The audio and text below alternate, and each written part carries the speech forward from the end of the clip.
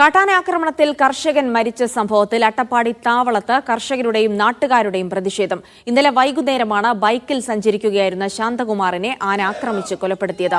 Chinnathadagam Mannarkkad road ഉപരോധം തുടരുകയാണ്. ആനകളെ തുരത്തുമെന്ന് ഉറപ്പു നൽകാതെ മരിച്ചയാളുടെ പോസ്റ്റ്മോർട്ടം ചെയ്യാൻ അനുവദിക്കില്ലെന്ന നിലപാടിലാണ് നാട്ടുകാർ. സാജിദ് അജ്മൽ വിവരങ്ങൾ നൽകും. സാജിദ്, ഇപ്പോൾ റോഡ് ഉപരോധിച്ചുകൊണ്ടുള്ള പ്രതിഷേധമാണ്. എന്തൊക്കെയാണ് നാട്ടുകാരുടെ ആവശ്യം? ഏതെങ്കിലും തരത്തിലുള്ള ചർച്ചകൾ നടക്കുന്നുണ്ടോ? ജിൽസി, ഏതാനും മിനിറ്റുകൾക്ക് മുൻപാണ് റോഡ് ഉപരോധം അവസാനിപ്പിച്ചത്. ഇതിന് പ്രധാനപ്പെട്ട കാരണം മണ്ണാർക്കാട് DFO ഇവിടെ എത്തുകയും ചില ഉറപ്പുകൾ നൽകുകയും ചെയ്തിട്ടുണ്ട്. ഇന്നലെ കാട്ടാന ആക്രമണത്തിൽ കൊല്ലപ്പെട്ട ശാന്തകുമാറിന്റെ പോസ്റ്റ്മോർട്ടം നടപടികൾ ഉടൻ തന്നെ ആരംഭിക്കുകയാണ്. ഇപ്പോഴും ആളുകൾ പൂർണ്ണമായി ഇവിടെ നിന്ന് പിരിഞ്ഞു പോയിട്ടില്ല. ഇതിൽ പ്രധാനമായും പറയുന്നത് ഈ പുതൂരിൽ നിരന്തരം ഈ വന്യജീവി ആക്രമണം ഉണ്ടാകുന്നു.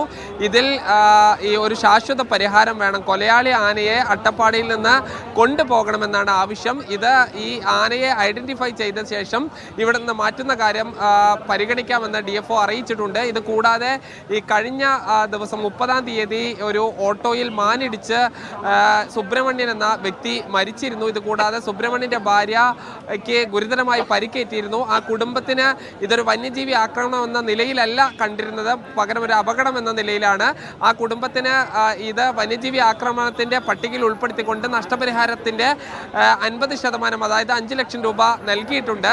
ഇന്നലെ മരിച്ച ശാന്തകുമാറിന്റെ കുടുംബത്തിനും അതോടൊപ്പം തന്നെ 30-ാം തീയതി മരിച്ച സുബ്രഹ്മണ്യന്റെ കുടുംബത്തിനും ജോലി നൽകാനും തീരുമാനിച്ചിട്ടുണ്ട്. ഇതോടുകൂടിയാണ് സമരം താൽക്കാലികമായി അവസാനിപ്പിച്ചിട്ടുള്ളത്. ജിൽസി, ശരി, അട്ടപ്പാടിയിലെ പ്രതിഷേധം താൽക്കാലികമായി അവസാനിപ്പിച്ചിരിക്കുന്നു. പോസ്റ്റ്മോർട്ടം നടപടികളടക്കം അല്പസമയത്തിനകം നടക്കുമെന്നുള്ള വിവരങ്ങൾ കൂടിയാണ് സാജിദ് അജ്മൽ നൽകിയത്.